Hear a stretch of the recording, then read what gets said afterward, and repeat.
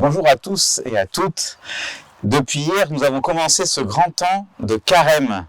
C'est un temps de préparation pour vivre avec le Christ la semaine sainte, le mystère de sa passion, de sa mort et de sa résurrection. Et pour illustrer notre cheminement du carême, nous sommes à Verdelais, au pied du calvaire, et nous allons le monter pendant tous ces jours du carême, en accompagnant Jésus qui part au désert, en nous rappelant que ce chemin du carême, c'est le chemin de notre vie, qui passe par la passion, par la croix, pour aboutir à la gloire et à la joie de la résurrection. Et je pense que pour commencer ce carême, il faut déjà peut-être oublier des idées reçues qu'on peut avoir sur le carême. Le carême c'est triste, le carême c'est long, le carême c'est dur, on a une mine de carême, et en fait on n'est pas très heureux de commencer ce chemin. En fait c'est tout le contraire. Le carême, c'est avant tout une rencontre avec le Seigneur. La vie, les jours qui passent, nos tentations, nos faiblesses ont fait qu'on a pu s'éloigner du Seigneur et que ce carême nous est offert comme un temps de grâce pour retrouver cette alliance avec Jésus. Tout ce que nous allons vivre pendant ce carême, c'est vraiment retrouver l'amitié avec le Christ.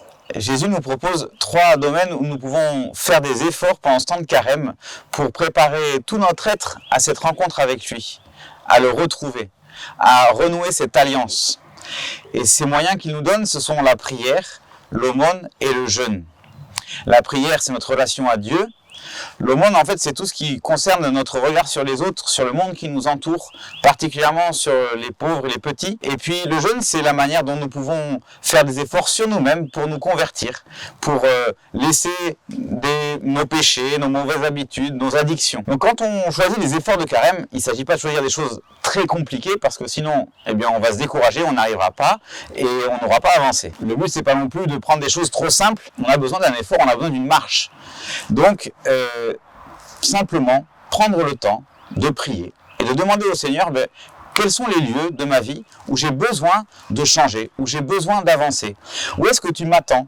Où est-ce que tu es là pour m'aider à me rapprocher de toi, à ouvrir mon cœur et toute ma vie à ton amour et à l'amour de mes frères. Ce que je vous conseille, c'est que ces efforts, vous puissiez les écrire sur un bout de papier ou sur un cahier. C'est toujours bien pour s'en souvenir, et puis ça permet peut-être de les ajuster, et ça permet de faire mémoire de là où on est parti et de là où nous sommes arrivés. Ce qui est magnifique pendant ce temps de carême, c'est que nous ne sommes pas seuls.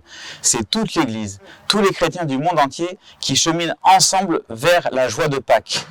Donc vraiment, je vous souhaite à tous et à toutes un bon carême, un saint carême, un carême qui est un temps de joie, de rencontre avec le Seigneur et de rencontre avec nos frères.